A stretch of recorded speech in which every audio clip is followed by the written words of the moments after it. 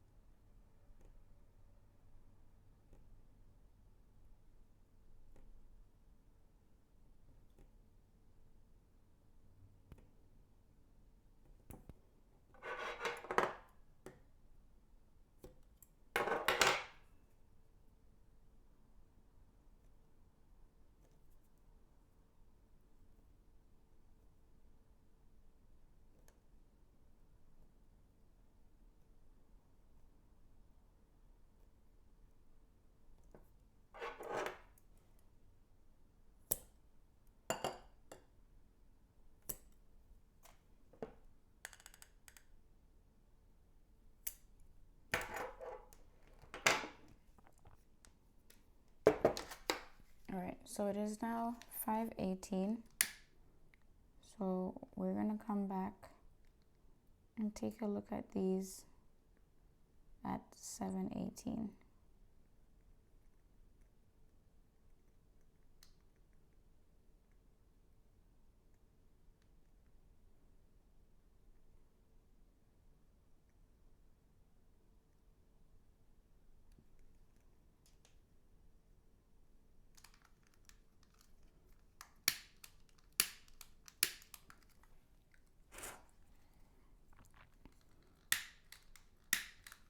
Oops. Am I out of gas? No, I'm not.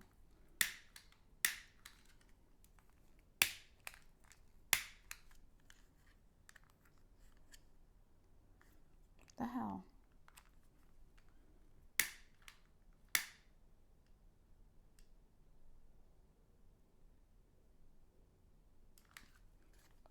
All right. So we're gonna be back at 7:18 to look at these candles.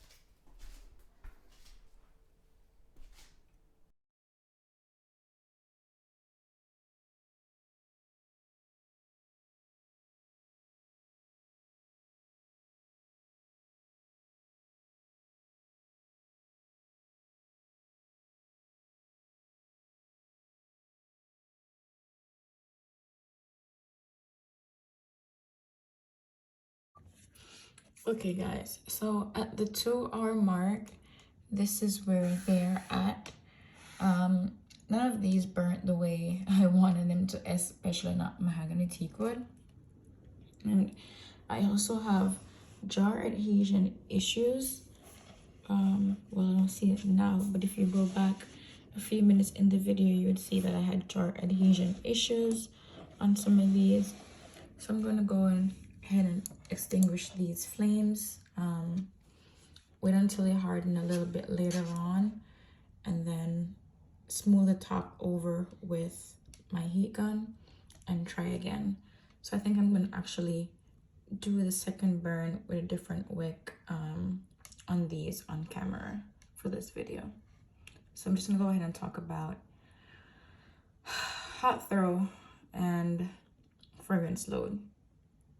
Okay guys, so let's talk about cold throw, hot throw, and fragrance load.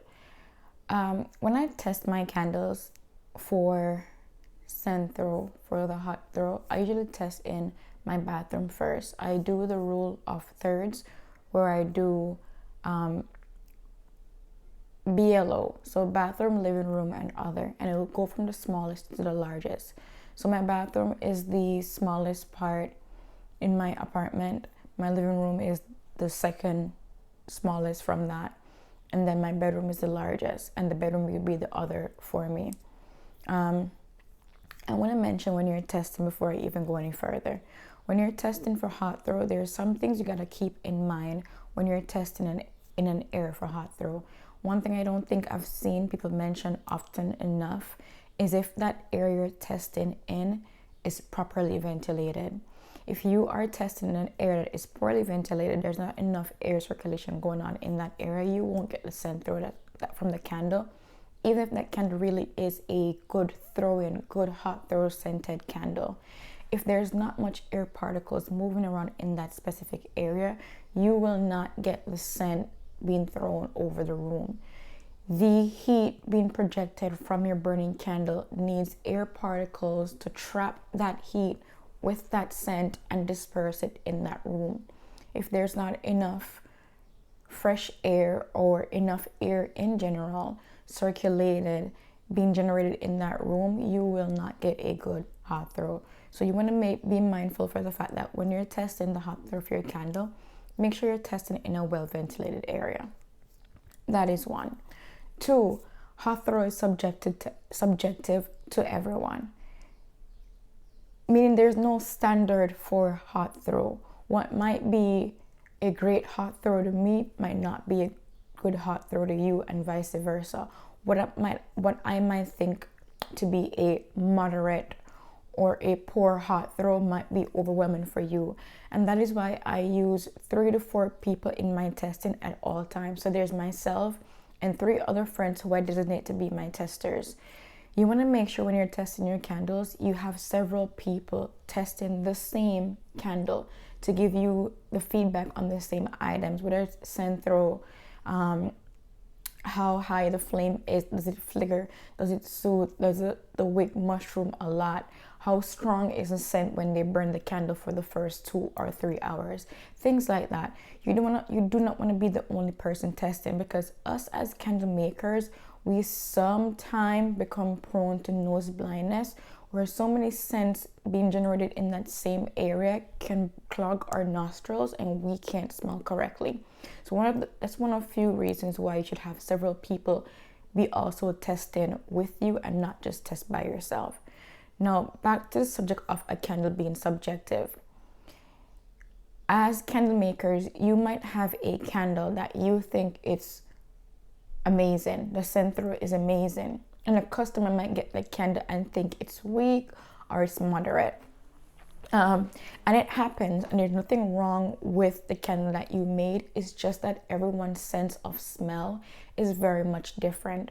What might be, like I said before, what might be a good hot throw to me might not be a good hot throw to you. What might be a good hot throw to you might be a weak hot throw to me, and the cycle keeps going on like that. So we have to remember that first and foremost, the hot throw, the scent throw of a candle is subjective.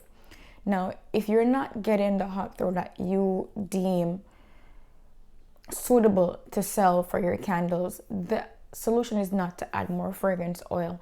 I know it's the first thing that we always think of, since the fragrance oil is what gives us the scent in a candle, is to add more fragrance oil, except it's not like that. It's not just the fragrance oil that brings the scent or the hot throw in a candle. It's the entire system, starting with what temperature we melted our wax at, what temperature we add the oil to our wax, what temperature do we pour our melted wax and oil combination into our jar, how long do we leave that jar or tin or any container to sit for before we tested it. All those factors come into play when it comes to the hot throw of our candle.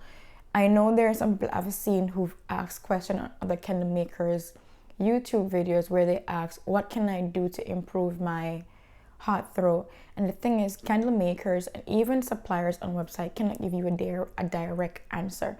It requires testing. It requires testing on your part, playing with variables, changing things here and there, whether it means adding your oil at a little bit higher temperature or a little bit lower. There's no one answer to it because it's a whole system that gives you the hot throw and not just the fragrance oil. So if you're not getting the hot throw that you want or need from your candles, play around with different variables. Sometimes even changing your wax could give you a good answer. There are some waxes that don't work so well with some fragrance oils. There are some oils that would work better in wax A than wax B. And that is why before you even think about starting a candle company, it's good to test several different products, several different combinations first to see what is the best one for you. What might work for me might not work for you, and vice versa, because we use different methods, different temperatures, things like that. That is one. Two, it could also be your wick. The wick needs to be the correct size to pull the heat from the bottom of that jar and push it up to the tip of the wick. Wicking can be one of the most tedious part. It's actually the most tedious part in testing. The wick can be too small and it can be too large. It can also be the right throw scenting wick, but the wick doesn't burn safely, meaning that you get a really good hot throw from a wick, but your flame is way too high, it flickers way too much, and your jar becomes way too hot to the touch. Even though that gave you a really good hot throw, that is not the correct wick for the jar, because the most important part in testing a candle is testing the safety of the candle first and not the hot throw. The most important part in testing any candle is testing the safety and not the hot throw. You want to make sure the wick that you get not only give you the hot throw you're looking for, but also burns safely in your candle, meaning it doesn't flicker too much. Flickering of a wick is okay. Flickering in moderation is okay. It's when the wick and the flame flickers too much that it causes an issue. Soothe is okay. You will not burn anything and not get soothe. It's a part of the chemical breakdown of flames. So soothe will happen. It's when it soothes too much, then it's not okay. Your container will become warm at some point because there is flame inside of it and there's hot air particles trapped inside of it at some point. It's when the jar or tin or whatever medium you use to make your candle is when that becomes way too hot, then there is an issue. So those are things you have to look for when you're also testing your candle and not just the hot throw of the candle. So just remember something, guys. I'm going to say it for the third time. The safety of that candle is the most important part in testing. It's the most important part that you need to narrow down, not the hot throw. The hot throw is secondary to the safety of that candle. Now, for cold throw, sometimes you might make a candle and you find the cold throw to be hotter, to be way better than the hot throw. There's something I want you to remember. There's some scents that are very subtle. So you have to remember, if the scent is subtle outside the bottle, not in every case, but in most cases, it will not give you a really strong hot throw in a candle. Now, with saying that, not every scent that comes out strong out the bottle will also give you a hot throw in a candle. Again, that is why testing is important. But there's also one thing I want you to remember. Not everyone loves a very strong, overwhelming scented candle. There are some people who like subtle scented candle. And for that reason, I want people to keep something in mind. When you're making your candles, try to have a range of scents. For example, my scent goes from light to wow scent. Because when I was making my very first sale, I had two customers who thought two candles were very overwhelming, like the scent was overpowering. And I rated that candle as moderate on my website. And then I get in contact with other people who bought the same scent and asked them, and they didn't think it was overwhelming, they think it was just fine. And then I realized that these people, their sense of smell is stronger than the others who bought the same candle. That is how I came to realize and prove that everyone's sense of smell is different. Hot throw is subjective to a person. So keep that in mind. What might not be a really great, awesome hot throw for you might be for someone else. And that is why you have to know your customer base. I initially thought my customer base would be people who want overwhelming, strong scented candle, and now I have to add scents to my line that are subtle and not so strong, because I do have returning customers who prefer those kind of scents. So again, guys, it's all about testing. It's all about knowing who you're selling to when it comes to your candles. That's all I'm gonna say on the topic of hot throw and fragrance load for testing your candle. I am gonna come back maybe tomorrow morning, not later on tonight. I'll come back tomorrow morning and show you how I heat the surface of these candles to make it smooth again, and then retest the second time on camera as well. So let's resume this video tomorrow morning. Okay guys, so I have my heat gun right here already plugged in, so I'm just gonna go ahead and heat the tops of these to try to level it out. Try to have it not too close to the top of the jar, you know, for safety reasons.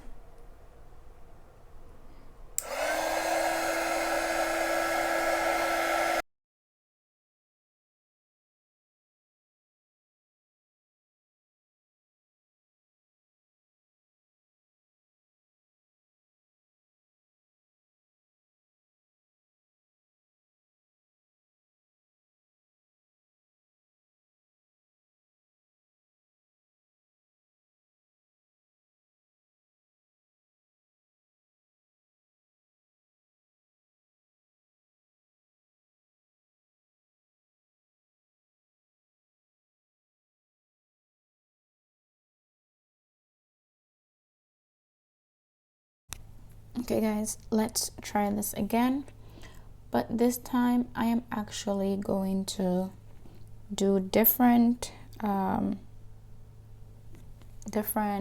wicks for these instead of using the exact same wick for all these candles.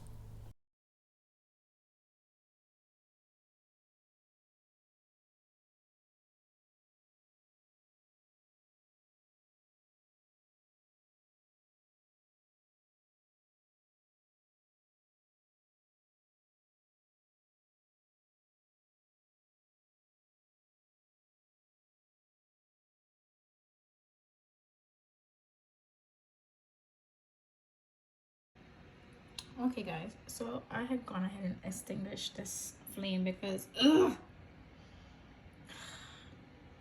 this one it will take at least another 2 hours before it will reach the edge of the glass. I don't know if you can see, but there's still wax up on that edge and it's kind of burning in a hole. So I don't think that's even gonna go further. So this one over here, not so bad. The melt pool isn't bad, to be honest. There's a bit of mushrooming going on with the wick. It flickers a little bit, but not enough for me to be annoyed with it. I think this one did quite okay. There's still a bit of wax, as you can see right here, on the side of the glass. On this side, again, didn't do as well as I thought it would, so did better than I expected, honestly. So that one's that. Over here, this one didn't do so bad either. The flame is dancing around a little bit. I personally don't like the dancing around of the flame. It gave me a really good, nice pull for a 2-hour mark. Not sure how I feel about it, to be honest. The flame is dancing around a little bit too much for me. As you can see, there's a little bit of soot going on, hence why over here on this side of the jar it's a little bit black. But yeah, I guess I'm going to do this process all over again tomorrow morning. But that is it for these 4 for right now. Hey guys, before I close this video out, I just want to apologize to anyone who could realize or who did realize that I came off a bit irritable in my video. I just want to say I am sorry for that. I received a phone call literally 3 minutes before I started filming from my job, a very important, very disturbing phone call, and it completely changed my afternoon. And I also wanted to go ahead and film the video because I had everything set up for the video, so I'm really sorry if I came off irritable. With that being said, I really do hope that someone learned something about testing their own candles and what to look for, what kind of environment to set up, and also to learn anything I mentioned specifically or repeated over and over in that video. With that being said, guys, I hope you guys do enjoy the rest of your day, and like always, stay safe. Bye.